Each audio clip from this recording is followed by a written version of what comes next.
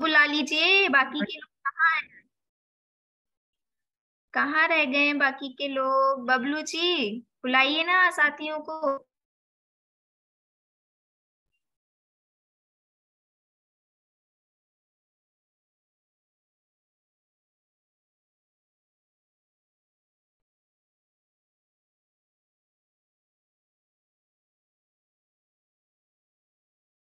Good evening Bablu ji. कैसे हैं बबलू जी? आप माइक ऑन करके भी बात कर सकते हो। चलिए, देख पा रही हूँ मैं, काफी हमारे साथी जुड़ने लगे हैं। हम 2 से 4-5 मिनट का वेट और करते हैं, then we will start today's session. थोड़ा सा आज हो सकता है कि आपको ऑडियो में आज थोड़ा सा प्रॉब्लम आए, क्योंकि बैकग्राउंड में हो सकता है आपको कुछ गाने सुनाई दे जाए, बिकॉज यहाँ पीछे साइड थोड़ा चल रहा है, तो थोड़ा सा साउंड आ सकता है। अदरवाइज मैं पूरा ट्राई करूंगी कि ना आए। बाकी सभी लोग एक बार चैट में हाजिरी लगा दे, अपनी हाजिरी इन द सेंस सब बता दें कैसे हैं, बढ़िया है, खाना पीना हुआ नहीं हुआ, मौसम कैसा है, पढ़ाई का मन है या नहीं है।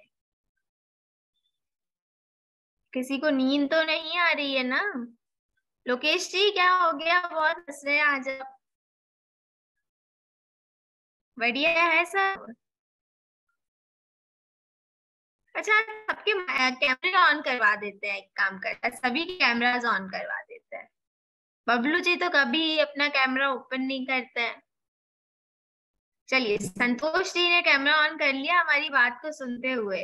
वो करिए, संतोष जी कैसे हैं? सौरभ जी बोल रहे हैं मौसम तो बहुत अच्छा है। तो सौरभ जी, अपना कैमरा ऑन करके हमें मौसम दिखा दीजिए, आपके यहाँ का कैसा है मौसम।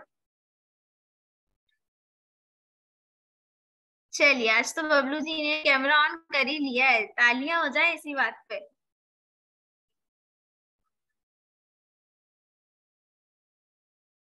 क्या बात है बबलू जी, बहुत खुश लग रहे हैं आज। लोकेश जी कहाँ है? कैमरा ऑन करिए अपना। आपसे ना हम एक रूल बना देंगे कि सभी लोग कैमरा ऑन करें तो ही हम पढ़ाई स्टार्ट करेंगे। आधे लोग तो कैमरा बंद करके सो जाते हैं, भी नहीं देता मेरा। अच्छा सौरभ जी, मौसम अच्छा हो रहा था ना, तो बताइए कहाँ है मौसम अच्छा? बबलू जी, आप पढ़ाई कर रहे हैं या आपके बच्चे पढ़ाई कर रहे हैं? चलिए, विपिन जी कहाँ घूम रहे हैं विपिन जी? विपिन से कहाँ घूमने चले गए आप? ये क्या दिख रहा है आपके बैकग्राउंड पे? अंधेरा है, हाँ, तभी पीछे समुंदर दिख रहा है बिल्कुल। बढ़िया, कोई कोई जरूरी नहीं है। अगर किसी को कैमरा ऑन करना है तो कर सकता है। वो समझ लो, रात का समय, कुछ लाइट बंद करके भी पढ़ते होंगे, कोई प्रॉब्लम नहीं है। मजाक कर रहे थे। कुलदीप जी हाँ, दिख रहे हैं आप, बहुत अच्छे लग रहे हैं। चलिए, पढ़ाई स्टार्ट करें आज की। बता दीजिए सब।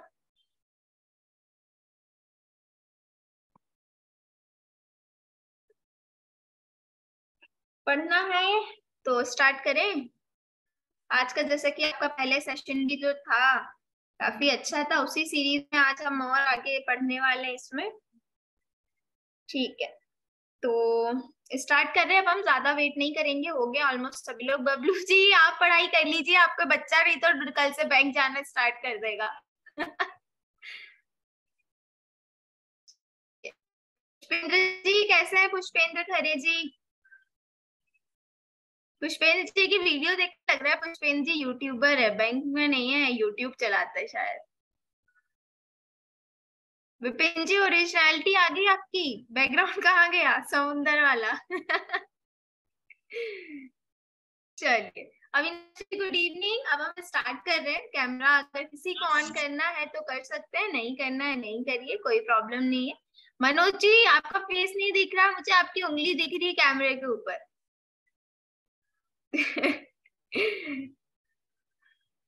अच्छा, विपिन जी बोल रहे बच्चे रो रहे हैं मेरे भी। अच्छा, मेरी आवाज सुन के रो रहे हैं या ऐसे ही रो रहे हैं? चलिए, कोई प्रॉब्लम नहीं है विपिन जी, स्टार्ट कर रहे हैं अब हम। चलिए, हो गई मस्ती मजाक, सब भाग चुके हैं, अब हम स्टार्ट कर रहे हैं। तो जैसे कि आप सभी को मेरी स्क्रीन पर विजिबल होगा, आज का जो सेशन हमारा होने वाला है वो होने वाला है basic saving bank deposit account, that is BSBDA। BSBD बारे में पढ़ने वाले, और तो आप सभी लोगों को पता है क्या होता है, बट एक क्विक रिवीजन काइंड ऑफ चीजें हैं, ताकि आपको कुछ जो नई चीजें ऐड हुई हो वो आपको पता चल जाए, साथ ही साथ थोड़ा सा रिकॉल कर लें हम चीजों को। तो basic saving bank deposit account आपके कमिंग एग्जाम्स के लिए बहुत ज्यादा इंपॉर्टेंट है। चलिए बिना किसी समय को वेस्ट करे हम देखते हैं पहली स्लाइड में क्या बताया है। पहली स्लाइड में बताया गया है basic saving bank deposit account, that is BSBDA के बारे में। क्या होता है basic saving bank deposit account? तो इसमें लिखा है basic savings bank deposit account is made available by bank to facilitate financial inclusion specially of persons of lower economic standing. अब जो भी पर्सन्स लोअर इकोनॉमिक स्टैंडिंग के थे, जिनकी इनकम कम थी, इकोनॉमिक स्टैंडिंग्स कम थी, उनके लिए सरकार ने क्या निकाला? Basic saving bank deposit account निकाल, मतलब उनको इस फैसिलिटी से रूबरू करवाया ताकि हर पर्सन बैंक में अकाउंट ओपन करवा सके। ऐसा ना हो कि सिर्फ अमीर लोग या जो बिजनेसमैन है उन्हीं के अकाउंट्स हैं। तो इस चीज में क्या है, बराबरी, इक्वेलिटी के लिए हर तरीके के लोग ताकि बैंक में अकाउंट ओपन कर सके, सरकार ने ये रूल निकाला और इस अकाउंट को नाम दिया basic saving bank deposit account. चलिए नेक्स्ट देखते हैं। Next is following basic minimum facilities should be offered free of charge and without any minimum balance required। जो भी नीचे मिनिमम फैसिलिटीज दी गई हैं इस अकाउंट के अंतर्गत, ये सभी चीजें फ्री ऑफ चार्ज या फ्री ऑफ कॉस्ट आती हैं, और इसमें किसी में भी मिनिमम बैलेंस रखने का अकाउंट में रिक्वायरमेंट नहीं होती। जैसे कि deposit of cash at bank branch as well as ATM CDS, अगर कोई भी कैश का डिपॉजिट करना बैंक में, ब्रांच में, एज वेल एज ATM या CDS में, तो ये फ्री ऑफ कॉस्ट होगी या फ्री ऑफ चार्ज होगी। इसके बाद receipt credit of money, receipt या फिर क्रेडिट ऑफ मनी किसी भी इलेक्ट्रॉनिक चैनल के थ्रू, या फिर डिपॉजिट या कलेक्शन ऑफ चेक इंक्लूडिंग, जिसमें कि क्या इंक्लूड होता है? चेक ड्रॉन बाय सेंट्रल और स्टेट गवर्नमेंट एजेंसी या डिपार्टमेंट्स।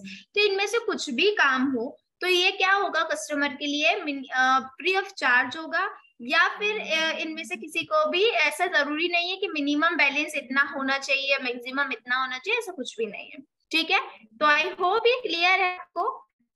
क्लियर है तो जल्दी से चैट में लिख दीजिए तो हम आगे बढ़े। क्लियर? विपिन जी क्लियर है कि बच्चे रो रहे हैं तो सुनाई नहीं दे रहा आपको? स्लो हो गए आजकल आप लोग, जल्दी से बताइए क्लियर है कि नहीं। सौरभ जी ने बोले क्लियर है, विपिन जी बोले क्लियर है, अभिषेक जी बोले क्लियर। बस 3 लोगों को क्लियर है, बाकी सबको क्लियर नहीं है। चलिए ठीक है, मनोज जी ने बोल दिया है, बढ़िया, वेरी गुड। चलिए आगे देखते हैं। पुष्पेंद्र जी बोल रहे क्लियर, ओके पुष्पेंद्र जी। चलिए नेक्स्ट स्लाइड पे देख रहे हैं हम क्या है। नेक्स्ट वन इज आगे भी इसी की कंटिन्यूशन में कुछ पॉइंट्स दिए हुए हैं जो कि क्या फ्री ऑफ चार्ज होते हैं, और ये फैसिलिटीज किसी भी मिनिमम बैलेंस रिक्वायरमेंट के अंतर्गत नहीं आती है। जैसे कि no limit on number and value deposit that can be made in a month. एक मंथ में कितना लिमिट या फिर कितना अमाउंट डिपॉजिट किया जा सके, ये कोई फिक्स नहीं है, कोई लिमिट नहीं है इसकी। इसके अलावा minimum of 4 withdrawals in a month, minimum कम से कम विड्रॉ एक मंथ में कर सकते हैं, as well as including ATM withdrawal. इसमें ATM के थ्रू भी विड्रॉल इंक्लूड है, या फिर एट ओन या फिर अदर बैंक ATM, खुद के बैंक से किसी और बैंक के ATM से भी विड्रॉल हो सकते हैं। तो मिनिमम कितने? 4, मिनिमम ऑफ 4 विड्रॉल्स दिया है। दीपू जी बोल रहे मैक्सिमम होना चाहिए, मैक्सिमम 4 विड्रॉल्स होना चाहिए। रामचंद्र जी कहाँ थे अभी? जब हम कैमरा ऑन करवा रहे थे तब तो आप दिखे नहीं हमें। चलिए अगर यहाँ मैक्सिमम है, आप लोगों को ज्यादा नॉलेज है तो एक बार मुझे बता दीजिए, मिनिमम होना चाहिए, मैक्सिमम होना चाहिए? सौरभ जी बोले मैक्सिमम होगा। अच्छा अभी आए रामचंद्र, चलिए अभी आए तो इसी खुशी में कैमरा ऑन करिए आपका, जल्दी से कैमरा ऑन करवाया आज रामचंद्र जी हमने सबका, ऐसे आपको जाने नहीं देंगे।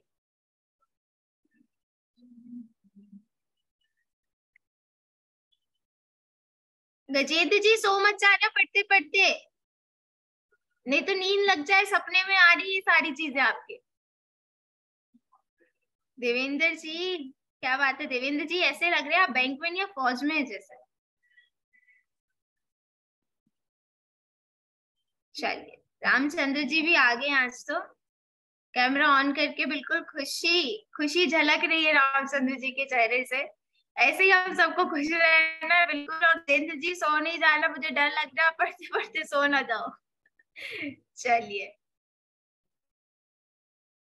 बंटी जी भी आज गए, मेरे साथ जुड़ गए और उनके पीछे बहुत सारे चांद सितारे दिख रहे थे, अब उन्होंने बंद कर लिया कैमरा। चलिए, तो इसी के साथ हम यहाँ पे जो बात कर रहे थे, मिनिमम की जगह यहाँ होना चाहिए मैक्सिमम। मैक्सिमम है, मिनिमम की कोई लिमिट तो होती नहीं है। मैक्सिमम एक month में कितना 4 विड्रॉल्स होना चाहिए, एज वेल एज इस विड्रॉल में इन एटीएम का विड्रॉल एज वेल एज खुद के या फिर अदर बैंक एटीएम का विड्रॉल भी इंक्लूडेड है।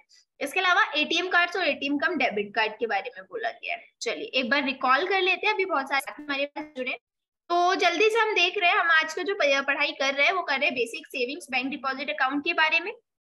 अब basic saving bank deposit account जो है भारत सरकार के द्वारा अवेलेबल किया गया था। किस लिए किया गया था? कि हर तरीके के पर्सन, हर तरीके की इकोनॉमिक स्टैंडिंग वाले पर्सन बैंक में अपना अकाउंट ओपन करवा के बैंक की सुविधाओं को क्या कर सके, यूज कर सके।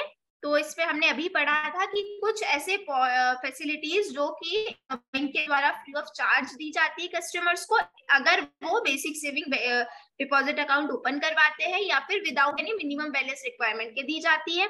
जिसमें पहला पॉइंट हमने देखा था कि deposit of cash at bank, अगर बैंक से डिपॉजिट करवाना है कैश को, करना है कैश को, तो वो एज वेल एज एटीएम या सीडीएम से भी ये चीजें पॉसिबल है। इसके अलावा receipt credit of money through any electronic channel, deposit collection of cheque including cheque drawn by central state government agencies and departments. तो अब ये मैं जल्दी जल्दी इसलिए बोल रही हूँ क्योंकि हम ये समझ चुके हैं। तो जो लोग नए जुड़े थे वो एक बार रूबरू हो जाए कि हम क्या पढ़ रहे थे, इसलिए मैंने रिवाइज किया है। आप लोग ये मत बोल देना कि बहुत जल्दी हो रही है चीजें, ठीक है। नेक्स्ट पॉइंट हम इसी में पढ़ रहे थे कि कोई भी नंबर ऑफ कोई भी लिमिट या फिर वैल्यू ऑफ डिपॉजिट एक मंथ में होनी चाहिए, वो फिक्स नहीं है। इसके अलावा मिनिमम नहीं या मैक्सिमम होगा। Maximum of 4 withdrawals in a month, एक मंथ में 4 विड्रॉल्स कर सकते हैं आप, चाहे वो आप एटीएम विड्रॉल कर लो या फिर खुद का किसी अदर बैंक के एटीएम से कर लो, ठीक है। एटीएम कार्ड और एटीएम कम डेबिट कार्ड होगा, ठीक है। अब नेक्स्ट देख रहे हैं हम इसमें चेकबुक। अब क्या होता है, chequebook is not included in minimum free services. Minimum free services में चेकबुक इंक्लूड नहीं होती है, but are permitted to be issued free of charge. But permitted होती है कि वो फ्री ऑफ चार्ज इशू की जा सकती हैं। Bank are also free to provide additional value added services. Bank को ये प्रिविलेज पे दिया जाता है कि अपने कस्टमर को एडिशनल वैल्यू एडेड सर्विसेज भी दे सकते हैं। इसके अलावा subject to the following condition, but ये कंडीशंस को मानना पड़ेगा। क्या कंडीशन है? इफ प्रोवाइडेड ऑन चार्जेस, अगर कुछ फैसिलिटी या कुछ वैल्यू एडेड सर्विसेज हम कस्टमर को दे रहे हैं और चार्ज पे दे रहे हैं या अमाउंट ले रहे हैं उस चीज का, तो क्या होना चाहिए? The pricing should be reasonable. Pricing reasonable होना चाहिए कि हर तरीके का कस्टमर उस सर्विस को परचेज कर सके। प्राइसिंग जो है रीजनेबल होनी चाहिए, ट्रांसपेरेंट होनी चाहिए, as well as non discriminatory होनी चाहिए। मतलब ऐसा नहीं कि किसी को ज्यादा में दे दी, किसी को कम में दे दी, ठीक है। इसके बाद availment of such services is at the option of the customer. अब अवेलमेंट, अगर कस्टमर इस वैल्यू एडेड सर्विस को अवेल करना चाह रहा है या नहीं चाह रहा है, ये टोटली डिपेंड करता है कस्टमर के ऊपर। कस्टमर चाहे तो वो अवेल करे, ना चाहे तो ना करे, मतलब मैंडेट नहीं होनी चाहिए ये चीजें। क्लियर है? नेक्स्ट देखेंगे। Next is no stipulation of maintaining minimum balance should be made. मतलब मिनिमम बैलेंस आपको अकाउंट में इतना या इतना रखना है, इसकी कोई भी शर्त नहीं होगी। स्टिपुलेशन मींस शर्त नहीं होगी। इसके अलावा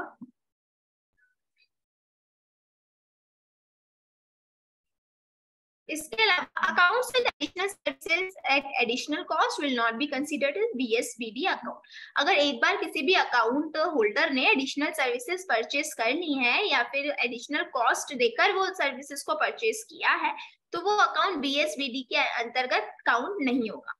इसके बाद a person can have only one BSBDA in the banking system. अगर पूरे बैंकिंग सिस्टम में एक पर्सन एक ही BSBDA अकाउंट ओपन करवा सकता है। Holders of BSBDA will not be eligible for opening any other saving bank account in that bank। अगर किसी भी बैंक उस पर्टिकुलर बैंक होल्डर का उस बैंक में BSBDA है, तो फिर वो एलिजिबल नहीं होगा कोई भी अदर सेविंग बैंक अकाउंट या SBI अकाउंट ओपन करवाने के लिए उस particular bank. Any other existing SBI account in in bank should be close. और अगर उस पर्सन का पहले से उस बैंक में कोई सेविंग बैंक अकाउंट है तो वो क्लोज्ड हो जाएगा within 30 day from the date of opening of BSBTA। कितने दिन के अंदर अंदर? BSBTA की ओपनिंग के 30 डेज के अंदर अंदर। याद रखना है ये चीज हमें, और दो आप सभी को याद होगा, ठीक है। The customer can have any other type of deposits.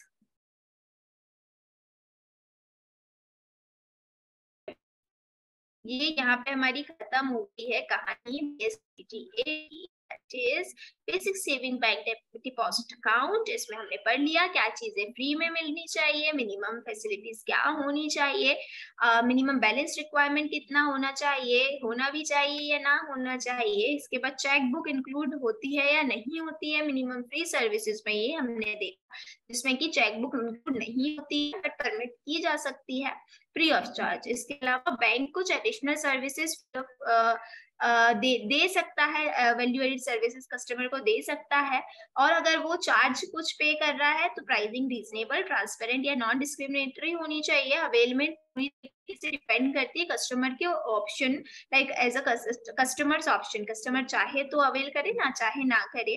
इसके अलावा कोई भी शर्त नहीं होती है कि मिनिमम इतना अमाउंट आपको आपके अकाउंट में BSBTA में रखना है।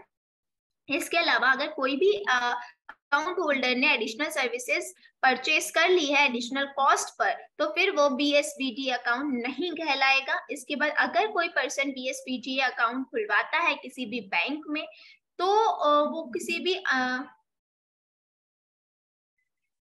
इसके अलावा अगर कोई भी पर्सन BSBTA अकाउंट ओपन करवाता है किसी भी पर्टिकुलर बैंक में, तो वो एलिजिबल नहीं होता है कि वो कोई other SB account, saving bank account open करवाए, ठीक है।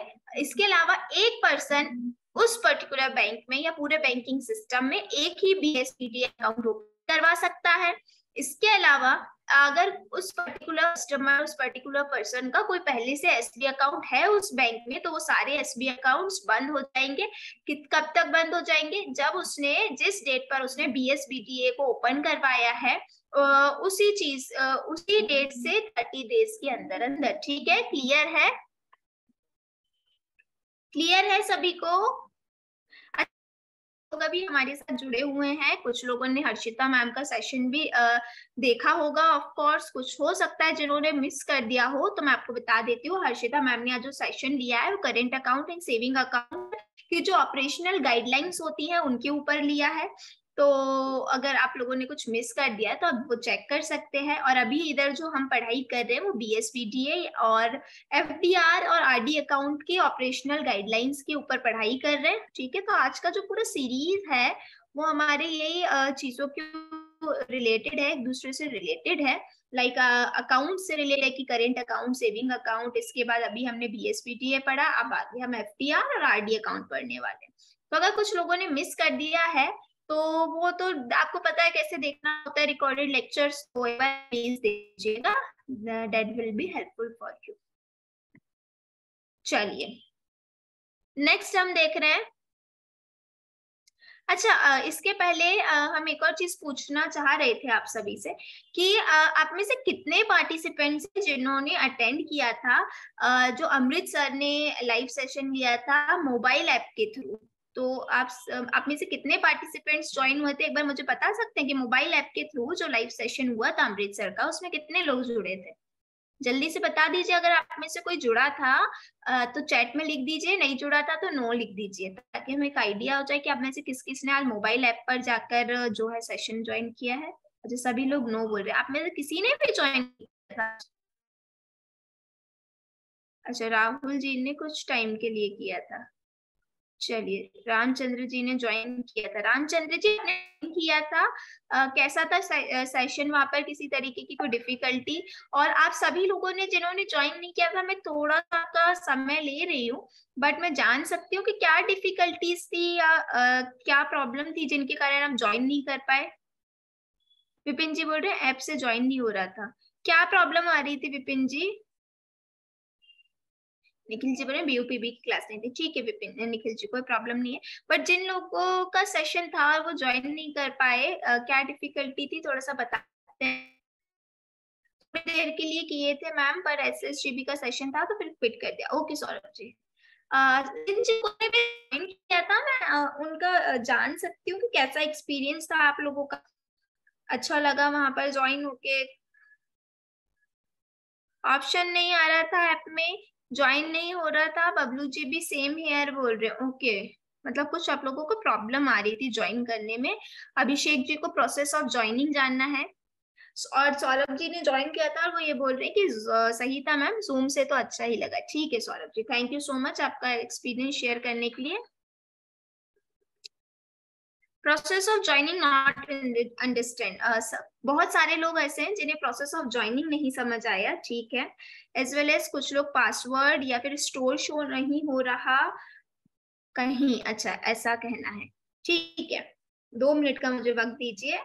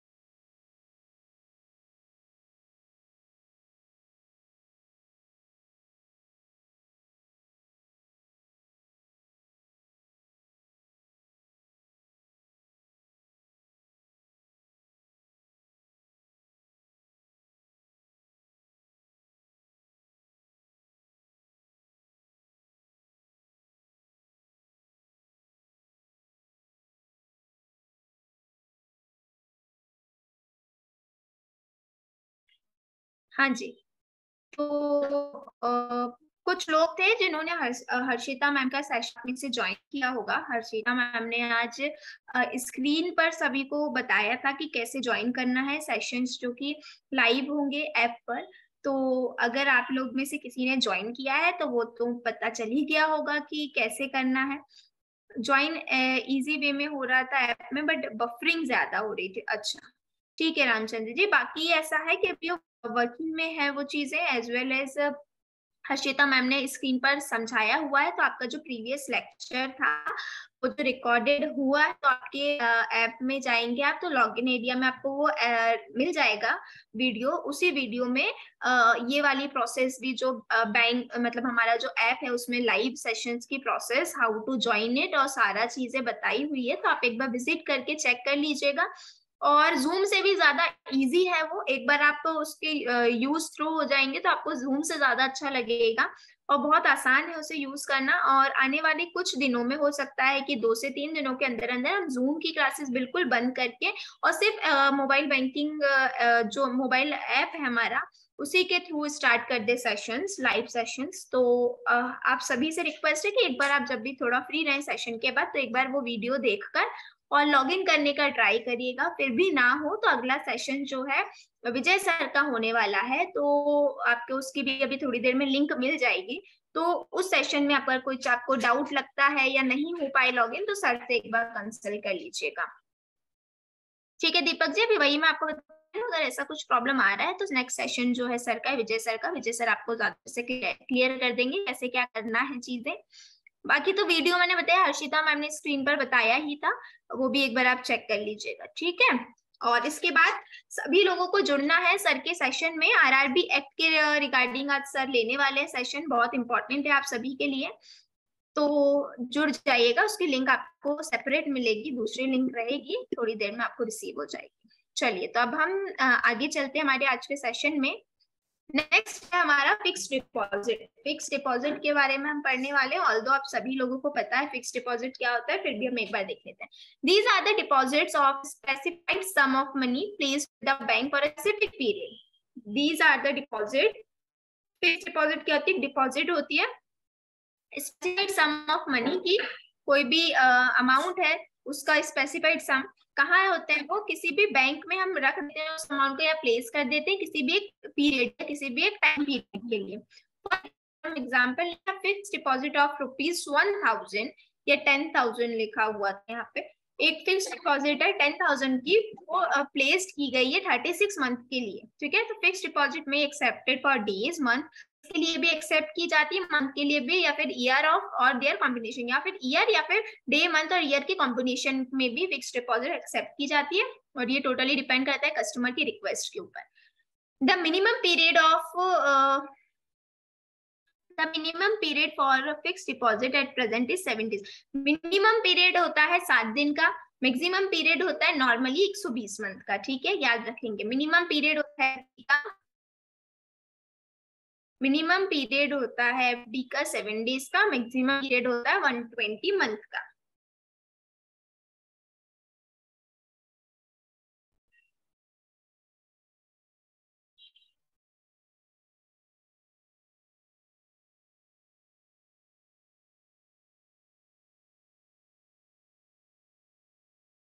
चलिए चैट में हमारे पास क्या है, विपिन जी बोल रहे मिनिमम अमाउंट क्या होता है, किस चीज का लिखा है वो दिखने रहा। अच्छा, एफडी के लिए मिनिमम अमाउंट क्या होता है, ऐसा विपिन जी पूछ रहे हैं। तो जितना मुझे आइडिया है एफडी के बारे में, तो मिनिमम इन्वेस्टमेंट जहां तक था वो रेगुलर बैंक एफडी के केस में 5,000 रुपीज का होता है। एम आई राइट और नॉट? मुझे एक बार प्लीज बता दीजिएगा जिस किसी को भी आइडिया, क्योंकि as per my knowledge FD minimum start होती है 5,000 रुपीज से, रेगुलर एफडी, बैंक एफडी की मैं बात कर रही हूँ।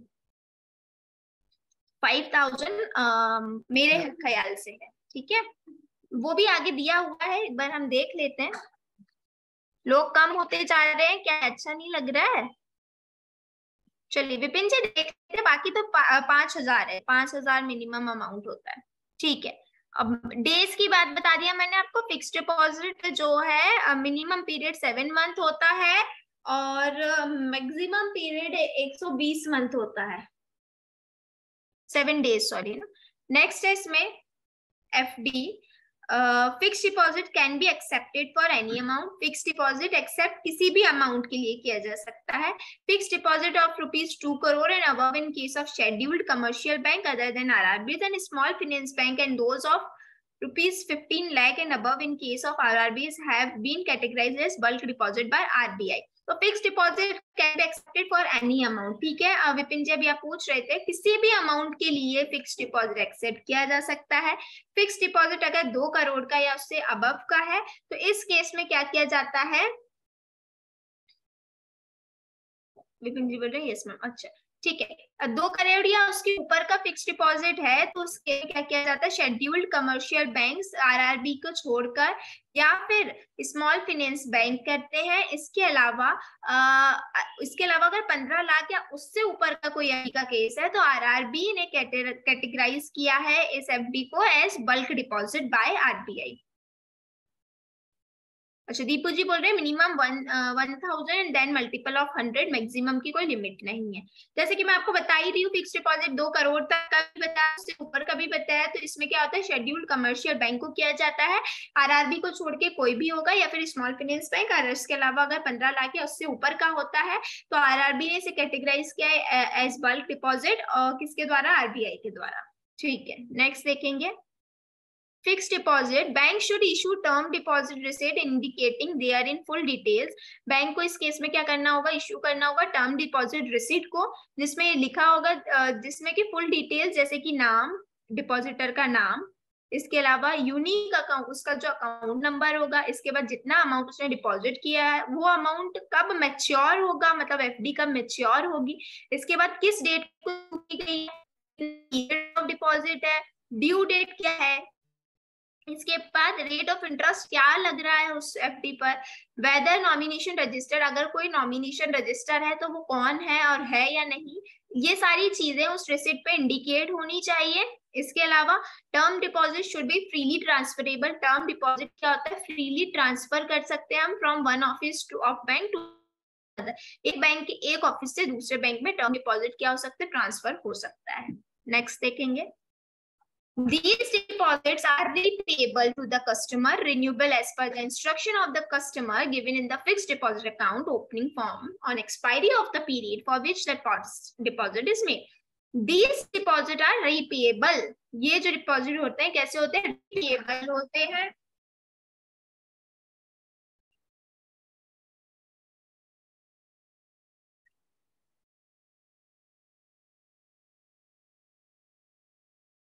रीपेएबल मतलब प्रतिदेय हो सकते हैं, से देर पे कर सकते हैं। ये डिपॉजिट रिपेएबल होते हैं कस्टमर के लिए, as well as renewable as per the instruction of the customer, और रिन्यू भी हो सकते हैं अगर कस्टमर चाहे तो।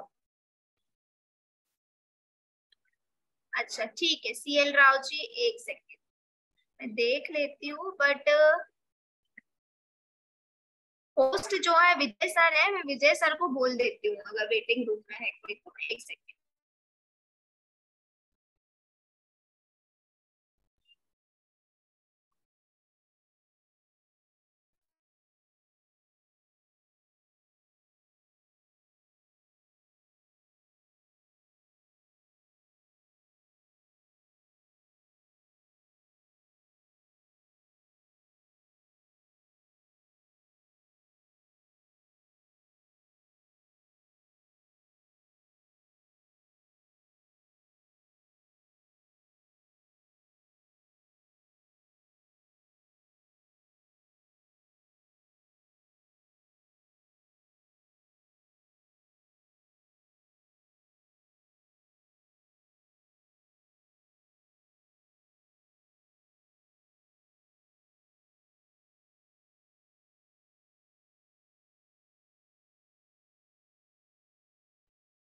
CL Rao ji sir actually शायद कहीं बिजी है, वो मेरा कॉल नहीं रिसीव कर रहे हैं अभी, कब जो लोग वेटिंग में है मैं कुछ कर नहीं पाऊंगी अभी तो उनके लिए।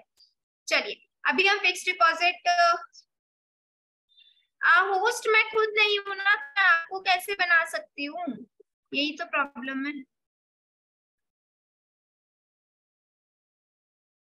ठीक है चलिए, सो हम देख रहे थे these deposits are repayable, ये जो डिपॉजिट होते हैं फिक्स्ड डिपॉजिट ये रिपेबल होते हैं कस्टमर के लिए, एज वेल एज रिन्यूएबल होते हैं अगर कस्टमर क्या दे, हमें इंस्ट्रक्शन दे दे।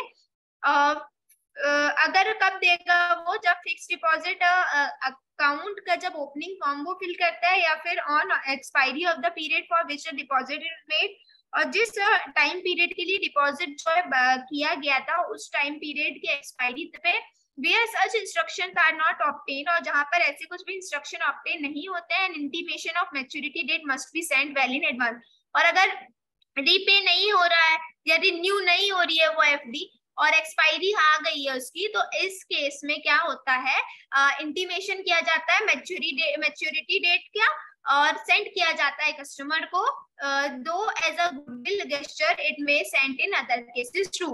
ठीक है नेक्स्ट देखेंगे, premature encashment is permitted in case of exigency या फिर नीड, अगर किसी कस्टमर को नीड है या एग्जिजेंसी है, कुछ अर्जेंसी है, तो प्रीमेच्योर एनकैशमेंट भी परमिट किया जा सकता है। The interest is paid as applicable for the period which the deposit was actually with the bank less some penalty on that rate as per the bank's policy, bank policy के अनुसार जो भी interest है वो applicable होगा उस period के लिए जब से लेकर अब तक क्या डिपॉजिट जो जिस डेट से हुआ होगा उस डेट से लेकर। ठीक है,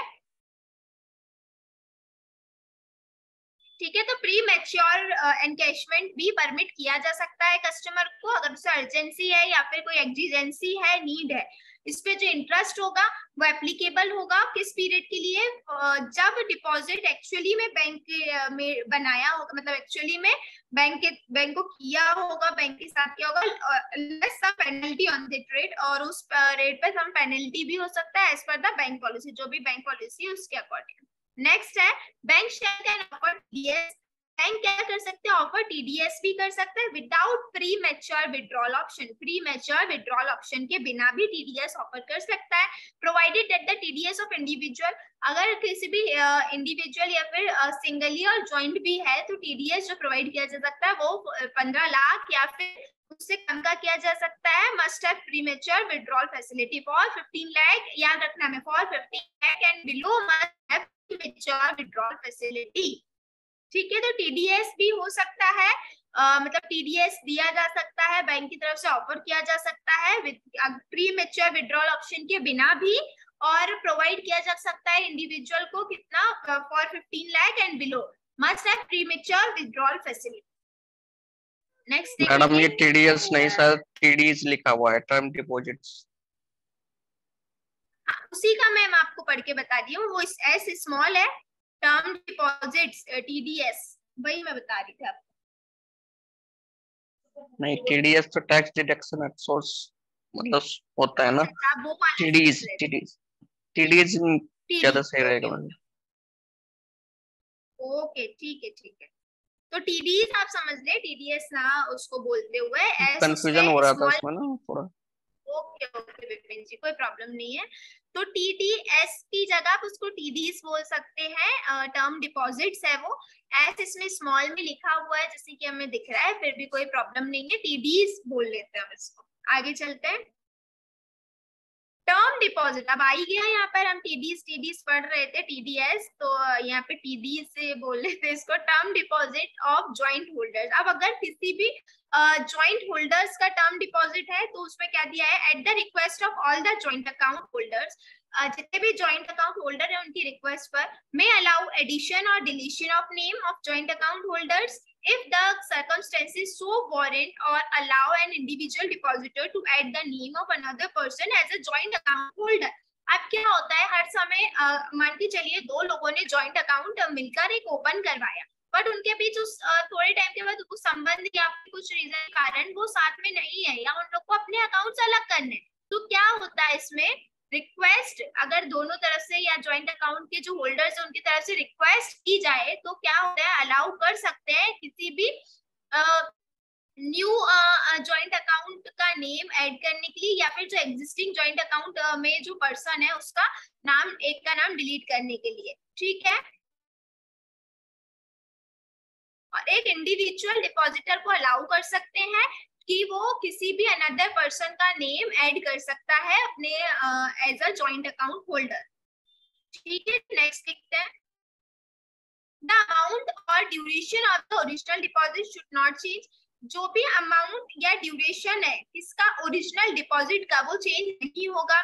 इसके अलावा बैंक में as its discretion and at the request of all the joint account holders allow splitting of the joint deposit in the name of each of the joint account holders only, provided that the period and the aggregate amount of the deposit do not undergo any change। अब क्या हुआ इसमें, bank में मतलब bank क्या कर सकता है, उसके डिस्क्रेशन या फिर जो भी जॉइंट अकाउंट होल्डर्स है उनकी रिक्वेस्ट पे splitting of the joint deposit split कर सकता है, मतलब दो हिस्सों में या तीन हिस्सों में तोड़ सकता है, किसके नाम पर, जो भी जॉइंट अकाउंट होल्डर्स है उनके नाम पर, मतलब अलग अलग हो गया, स्प्लिट कर दिया, तो दो लोग थे जैसे कि एक मैं हूँ और दूसरा बंदा कोई और है, तो मेरे नाम पर भी हो जाएगा, उसके नाम पर भी क्या होगा, स्प्लिट हो जाएगा वो। ठीक है, इसके अलावा provided that the period and the aggregate amount of the deposit do not undergo any change, और जो भी एग्रीगेट अमाउंट है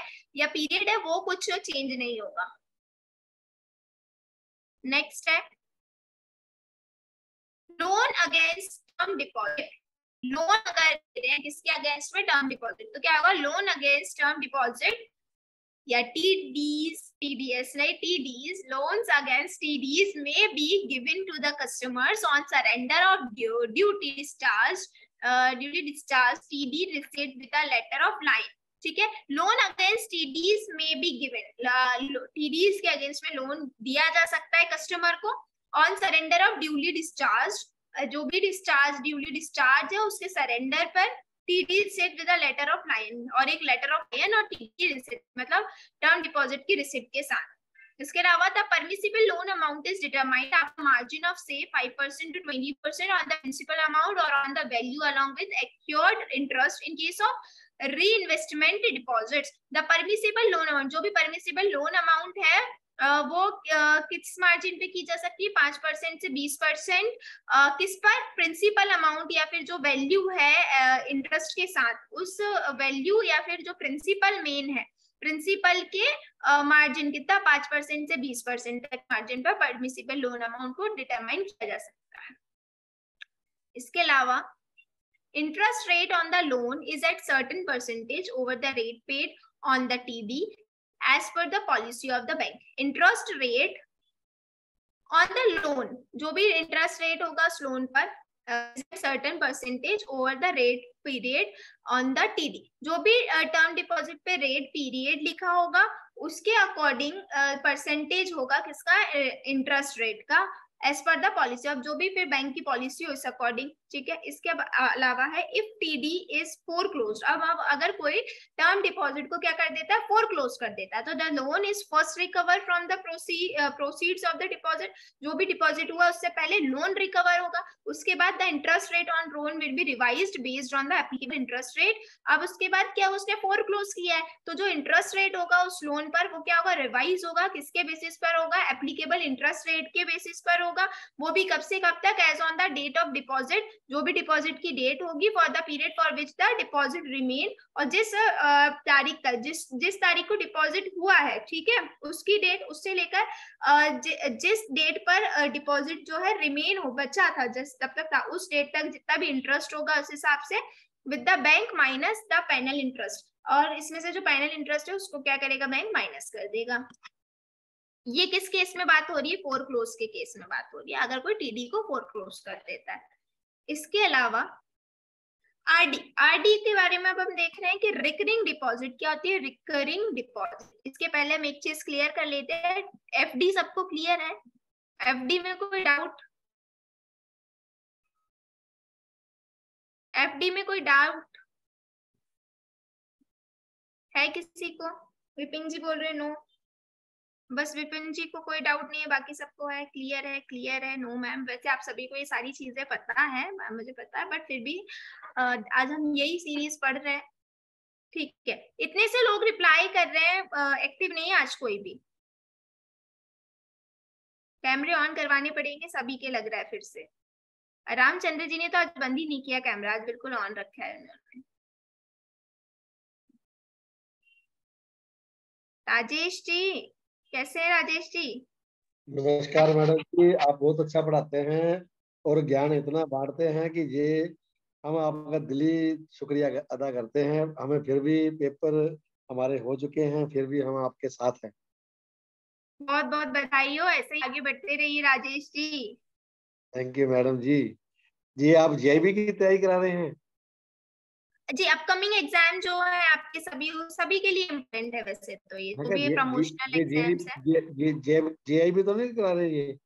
नहीं, अभी ऐसा मतलब फिक्स्ड डेडिकेटेड जेआईबी के लिए तो नहीं है। अच्छा ठीक है मैडम, कोई बात वैसे नहीं। ये आरआरबी के जो आपके हैं, आरआरबी से रिलेटेड, उसके लिए ज्यादा इम्पोर्टेंट है। बहुत बढ़िया, बहुत बढ़िया, चलिए, बहुत बढ़िया, थैंक यू मैडम। मैं आपसे साथ हमेशा जुड़ा रहूंगा जब तक मेरी सर्विस रहेगी, ठीक है? बिल्कुल बिल्कुल बिल्कुल। ठीक है। चलिए, लोकेश जी क्या बोल रहे हैं, कैमरा ऑन है? कहाँ है लोकेश जी आपका कैमरा ऑन, मुझे दिख क्यों नहीं रहा है? लोकेश जी नहीं दिख रहे मुझे आप, आशु जी जरूर दिख रहे हैं अंधेरे में बिल्कुल। और लोकेश जी, अच्छा आपके यहाँ भी अंधेरा है? लोकेश जी उजाले में आइए थोड़ा। विनय कुमार जी, सो मच का लाइट वाइट बिल्कुल ऑफ हो गई है आपके यहाँ की। पढ़ते पढ़ते सपने में भी यही चीजें आएंगी नहीं तो। कहाँ गए लोकेश जी कैमरा ऑन करके? अच्छा आ गए, लाल लाइट जल रही है बिल्कुल। चलिए बढ़िया बात है, सभी लोग अभी तक जाग रहे हैं। पुष्पेंद्र जी ऐसा लग रहा है कि वॉलपेपर लगा हुआ है, वॉलपेपर लगा है। चलिए मनोज जी बढ़िया है? चलिए अच्छी बात है। ठीक है, तो अब हम आगे चलते हैं इसमें, और सब लोग वापस से जाग गए, मुझे लग रहा था सो चुके हैं। ठीक है, रिकरिंग डिपॉजिट के बारे में पढ़ेंगे। एक बार हम इसकी डेफिनेशन देख लेते हैं, क्या लिखी हुई है। These deposits are in the nature of fixed amount being paid by the depositor every month of a predetermined period. The maturity amount is arrived at based on the cumulative amount to be deposited on due dates over the period of deposit plus interest computed based on compounding at quarterly rates. एक second.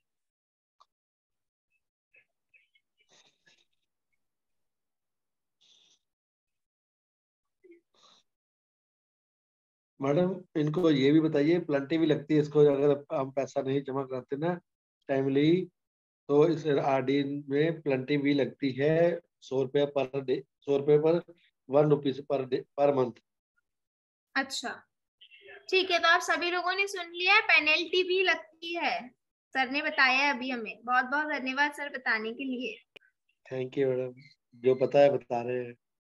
बिल्कुल sir, और भी आप जो भी share करें बहुत अच्छी बात है, हमारे लिए भी सीखने को मिलेगा। अगर एडवांस करा देते हैं ना तो फिर नहीं लगती, अगर इंस्टॉलमेंट एडवांस आ जाएगी तो फिर नहीं लगेगी। अच्छा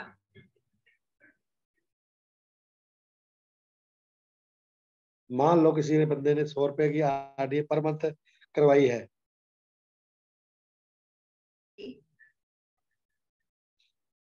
जी जी बताइए राजेंद्र जी। अगर किसी बंदे ने मान लो 100 रुपए की आरडी पर मंथ करवाई है, जी जी वो 2 महीने पर नहीं दे पाता, 2 महीने का 1 रुपए के हिसाब से उसको 2 रुपये प्लटी लगे, 1 रुपए के हिसाब से पर 100 रुपए के 2 रुपये, 200 पर 2 रुपये प्लटी लगेगा। अगर वही बंदा वो 5 महीने की 500 रुपया एडवांस करा देता है, जी तो वो 5 महीने तक नहीं कराता तो उसको कोई प्लटी नहीं लगेगी उसको आगे। अच्छा चलिए, बहुत बहुत धन्यवाद है आपका ये जो नॉलेज हमारे साथ शेयर करने के लिए। और आई होप सभी लोग को ये सुनकर, जिन लोगों को नहीं पता था उनको पता चल गया होगा, और जिन लोगों को पता था उनको एक बार रिवाइज हो गया होगा। चलिए जब तो हम मैनुअल जी जब हम मैनुअल काम करते थे ना, ऐसे 35 साल पहले, 30 साल पहले, तो ऐसे जी हम प्लांटिंग लगाते होते थे। अब तो कंप्यूटर आ गया ना, इसलिए आपको नहीं पता चलता। जी बिल्कुल चेंज हो गई हैं अब चीजें। जी, पर लगता है जी लोगों को पता नहीं लगता, हम्म। क्योंकि कंप्यूटर कर देता है ना जो बंदे का काम। बिल्कुल ऐसे। आलसी हो गए हैं अब लोग, कंप्यूटर पे डिपेंड हो गए हैं पूरे। जी जी जी। चलिए तो लास्ट टॉपिक अभी हमारा रिकरिंग डिपॉजिट का चल रहा है, वो हम एक बार देख लेते हैं। तो जैसे कि आरडी भी बोला जाता है रिकरिंग डिपॉजिट को। तो जिस तरह हम पैसों को बचाने के लिए बैंक में बचत खाता खुलवाते हैं, और फिर उस बचत खाते में क्या करते हैं, पैसे जमा करते हैं, ठीक उसी तरह रिकरिंग डिपॉजिट जमा करने के लिए हमें एक रिकरिंग डिपॉजिट अकाउंट होता है, जिसमें जिसे हम आरडी अकाउंट भी कहते हैं। ठीक है, इसमें हमें क्या होता है, जैसे कि यहाँ पे दिया हुआ है, इसकी मैच्योरिटी या फिर जो भी हमारा रिकरिंग डिपॉजिट है, उसको क्या करते हैं, निश्चित समय के लिए इसमें हम पैसा जमा करते हैं, फिक्स टाइम होता है हमारा। और फिर जब भी हम कुछ पैसा बचाते हैं तो उस पैसे को हम अपने बचत खाते में जमा कर देते हैं, जिससे हमें उन पैसों पर ब्याज या फिर इंटरेस्ट मिलता है। ठीक है, इसी तरह लेकिन ये जो ब्याज होता है केवल आप सभी को पता है 3 से 4% तक ही होता है, जिससे हमें ज्यादा मुनाफा नहीं होता।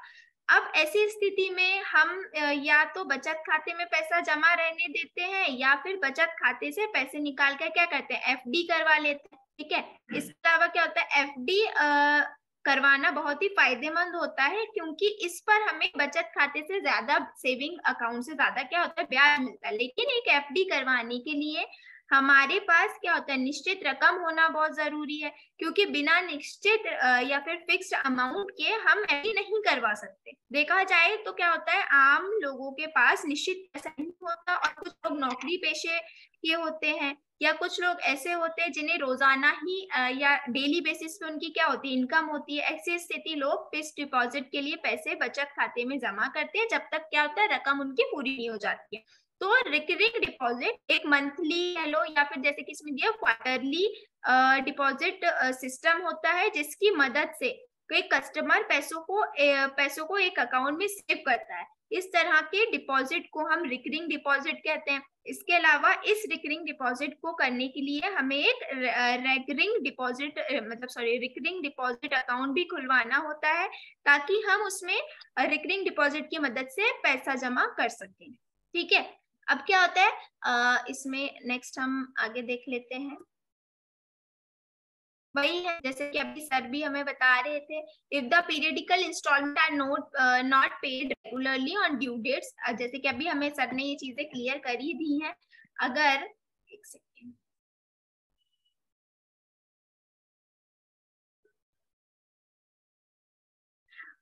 अगर पीरियडिकल जो भी पीरियड की इंस्टॉलमेंट है, अगर वो टाइम पर ड्यू डेट पर रेगुलरली पेड नहीं की जा सकती है, तो the amount payable on maturity is adjusted for the delayed payment. तो जो भी अमाउंट क्या होता है, मैच्योरिटी पे मिलने वाला होता है, वो एडजस्ट कर दिया जाता है, किसके लिए, for delayed payment on account of reduction in the amount of interest payable. ठीक है, इसके अलावा the rules relating to the foreclose and grant of loan against RD, the rules relating to the foreclosure and grant of loan against RDs are similar to those for the TDs। अब जो भी rules है foreclose के लिए, वो foreclose या फिर loan अगर लेना है रिकरिंग डिपॉजिट के अगेंस्ट, तो वो सेम होते हैं जो कि अभी हमने टीडीज में पढ़ा था। In the event of foreclosure of RD, अगर कोई आरडी रिकरिंग डिपॉजिट को फोरक्लोज करवाना चाह रहा है, तो the interest is paid without compounding for incomplete quarter. अब इंटरेस्ट पे किया जाएगा, वो क्या किया जाएगा, कंपाउंड नहीं किया जाएगा। उस इनकम्प्लीट क्वार्टर का जो इंटरेस्ट है उसको क्या किया जाएगा, कंपाउंड नहीं किया जाएगा और इंटरेस्ट पे किया जाएगा। अब क्या होता है, कोई भी आरडी एक्सेप्ट नहीं किया जा सकता है किसके अंदर, एफसीएनआर स्कीम के अंदर। और जैसे अभी हम क्या बात कर रहे थे, एक रिकरिंग डिपॉजिट को अगर हम एक और सिंपल भाषा में देखें कि अकाउंट क्या होता है, तो ऐसे लोग जिन्हें मासिक या रोजाना आय होती है, उनके लिए रिकरिंग डिपॉजिट सबसे अच्छा साधन है। क्योंकि क्या होता है, उन्हें रिकरिंग डिपॉजिट में पैसे किश्तों में जमा करने की सुविधा मिलती है। इसके अलावा कि मान लीजिए कि आपको 5 साल बाद घर खरीदना, तो आप एक रिकरिंग डिपॉजिट अकाउंट खुलवा सकते हैं इसमें, जिसमें आप अपनी आय की सुविधा अनुसार पैसे जमा कर सकते हैं, जिसमें आप रोजाना, मासिक, त्रैमासिक भी पैसे जमा कर सकते हैं। ठीक है, इसके अलावा आज के लिए इसमें तो इतना ही बताया गया था कि रिकरिंग डिपॉजिट क्या होता है, और कुछ एडिशनल में मैंने आपको बता दिया कि रिकरिंग डिपॉजिट करने के लिए एक रिकरिंग डिपॉजिट अकाउंट भी होना चाहिए, कैसे कैसे चीज है और किन लोगों के लिए होता है। ठीक है, आई होप आपको ये अब क्लियर होगा, वैसे पहले से ही क्लियर था। प्लीज मैडम, मैं थोड़ा जाओ। हेलो। हाँ हाँ, बोलिए बोलिए राजेश जी। मैं ये बताना चाहता हूँ, जो रेकरिंग अकाउंट होता है, ये लोगों को पता नहीं है, जिसमें एफडी जितना ही ब्याज मिलता है, लेकिन देने हमने पैसे थोड़े थोड़े होते हैं, लेकिन ब्याज एस वाला ही ब्याज मिलता है इसमें। ये हाँ, गरीब मिलता बंदे वही जो होते हैं, जो डेली रोज कमाने वाले बंदे होते हैं, वो थोड़े थोड़े पैसे देकर इंटरेस्ट ज्यादा लेते हैं। जी, वही मैंने अभी आपको वही बताया कि होता ही इसमें इंटरेस्ट उतना ही है, बट क्या होता है इसमें कि ये फ्लेक्सिबिलिटी हो जाती है कि आप अपने सुविधा अनुसार इसमें अमाउंट क्या है जो वो कर सकते हो, डिपॉजिट कर सकते हो इसमें। हाँ, एक बात और भी है, पहले आरडी पर टीडीएस नहीं लगता था, अब लगने 20,000 से ऊपर बनेगा ना ब्याज एक साल का, हम्म, तो टीडीएस लगेगा। अच्छा और हाँ, अगर सीनियर सिटीजन होगा तो उसको 50,000 से ऊपर लगेगा। अच्छा, ठीक है, थैंक यू सो मच बताने के लिए। आरडी में भी 3-4 तरह की आरडी होती हैं, फ्लेक्सी आरडी भी होती हैं, हम्म, जनरल भी होती है। जी जी जी। जैसे मल्टी इसका हम मान लो 100 रुपए की कराते हैं फ्लेक्स की आरडी, उसका हम 10 गुना हम जमा करा सकते हैं 1000 रुपए। हम्म। ऐसे भी होता है। जी, धन्यवाद बताने के लिए Rajesh ji, thank you so much. अगली क्लास मुझे लग रहा है आपसे ही दिलवानी पड़ेगी अब। नहीं मैडम, थैंक यू मैडम, कोई नहीं, वैसे जो पता था कई बच्चों का नहीं पता, नए बच्चों को, इसलिए मैंने बता सही दिया। बात है। हाँ वैसे बिल्कुल, मुझे बहुत बीच में नहीं धन्यवाद। बोलना चाहिए, सॉरी मैडम। नहीं नहीं, बिल्कुल आपको आता है कुछ चीजें, बहुत सी चीजें जो आप सभी को आती है, तो हम पढ़ाई कर रहे हैं कि एक बार हमें सारी चीजें रिकॉल हो जाए, रिवाइज हो जाए। आप सभी को ये सारी चीजें पता है, तो अगर हमें कुछ एडिशनल में पता है तो आप लोग बिल्कुल माइक ऑन करके बता सकते हो। क्या होता है कि कुछ चीजें क्योंकि ये जो पीपीटीज बनती है, इसमें जरूरी नहीं है कि सारा का सारा कंटेंट हो ही, तो इसके एडिशन में आपको अगर कुछ पता है तो बहुत अच्छा है कि आप बीच में बता रहे हैं, तो आपके साथ साथ दूसरे लोगों को भी चीजें पता चल रही है और उनके भी जो है प्रमोशन के चांसेस और बढ़ते जा रहे हैं। तो बहुत बहुत धन्यवाद राजेश जी, बीच में सॉरी बोलने की आपको बिल्कुल जरूरत नहीं है, आपने बहुत अच्छा काम किया है सभी को बता के। चलिए, तो सभी लोग जैसे कि आज हमने जो 3 चीजें पढ़ी हैं, आई होप आपको क्लियर होंगी। जैसे कि हमने पढ़ा, सबसे पहले से हम एक बार स्टार्ट कर लेते हैं। आज हमने सबसे पहले पढ़ा था BSBDA, that is basic saving bank deposit account. क्या होता है, उसके अंदर क्या क्या फैसिलिटीज मिलती है, किसके चार्ज होते हैं, किसके चार्ज नहीं होते हैं। ठीक है, एक बैंक BSBDA ओपन हो सकता है, अगर किसी का सेविंग अकाउंट है तो वो बंद हो जाएगा, और BSBDA अगर उसने ओपन कर रहा है 30 दिन के अंदर अंदर होता है, जिस भी दिन में BSBDA ओपन होता है उसके 30 दिन के अंदर अंदर उस पर्सन का SB अकाउंट क्लोज हो जाता है। इसके अलावा FD हमने पढ़ा, FD के कुछ पॉइंट्स पढ़े, डिपॉजिट दैट इज RD पढ़ा, और टर्म डिपॉजिट के बारे में भी हमने देखा था इसमें। चलिए, तो सबको क्लियर होंगी चीजें। और लास्ट में एक हमें दिख रहा है, पृथ्वी पर ऐसा कोई भी व्यक्ति नहीं जिसको समस्या ना हो। तो पृथ्वी पर सही में ऐसा कोई भी व्यक्ति नहीं है जिसको कोई प्रॉब्लम ना हो, और पृथ्वी पर ऐसी कोई समस्या नहीं जिसका कोई समाधान ना हो, और पृथ्वी पर ऐसी सही में कोई समस्या भी नहीं है जिसका कोई समाधान ना हो। मंजिल चाहे कितनी भी ऊंची क्यों ना हो, रास्ते हमेशा पैरों के नीचे ही हो जाते हैं। तो ये बहुत ही अच्छी बात यहाँ पे बताई गई है सर के द्वारा कि पृथ्वी पे हर व्यक्ति को कोई ना कोई समस्या जरूर है, चाहे कोई अंबानी हो चाहे वो कोई गरीब हो, सबको कोई प्रॉब्लम है ही, और हर प्रॉब्लम का एक सॉल्यूशन भी अवेलेबल है। तो अगर मंजिल कितनी भी ऊंची हो तो रास्ता क्या होता है, हमेशा हमारे पैरों के नीचे आ ही जाता है। तो ये चीज को हमें ध्यान रख पॉइंट पे आज का सेशन जो हमारा एंड करें।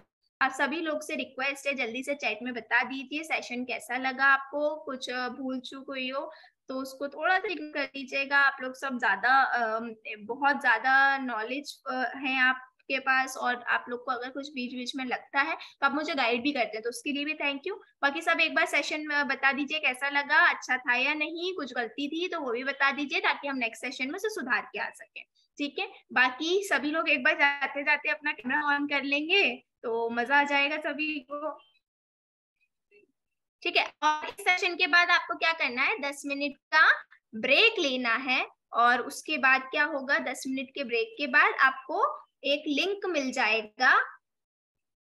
ठीक है, आपको एक लिंक मिल जाएगा आपके नेक्स्ट सेशन के लिए। ठीक है,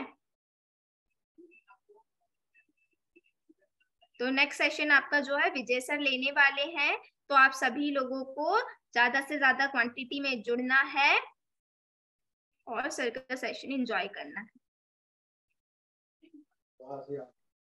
अच्छा, सत्येंद्र जी क्या बोल रहे हैं, FCNR का फुल फॉर्म, FCNR का foreign currency non resident account होता है।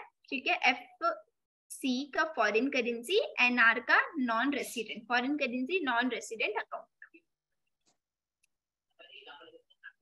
चलिए, तो आज का सेशन हम यहीं पे एंड कर रहे हैं। मनोज जी थैंक यू, संदेश जी थैंक यू, पुष्पेंद्र जी बिल्कुल एक्टिव है आज कैमरा ऑन करके, उनको भी बहुत बहुत धन्यवाद। और मनोज जी भी खुश लग रहे हैं, बिल्कुल ऐसे ही खुश रहिए। हरीश जी भी मुस्कुरा रहे हैं। बबलू जी सो गए क्या बिटिया के साथ? संदेश जी कैसे हैं? बढ़िया है। सेशन कैसा लगा? Ramchandra ji bye bye. Ramchandra ji bye ma'am, thanks. Okay okay, thank you so much सभी को साथ जुड़ने के लिए, एक्टिवली पार्टिसिपेट करने के लिए। और बबलू जी तो लग रहा है मुझे सो चुके हैं, तो ठीक है, सभी को बाय बाय। 10 मिनट का आप सभी लोग ब्रेक ले लीजिए, उसके बाद आप सर के सेशन में ऐड हो जाइए। और जिन लोगों को भी प्रॉब्लम थी अपने जो ऐप के थ्रू सेशन में ऐड होने में, तो सर से एक बार आप सभी लोग बात कर लीजिएगा, सर आपको जरूर हेल्प करेंगे। चलिए, सभी को good night, bye. Good night.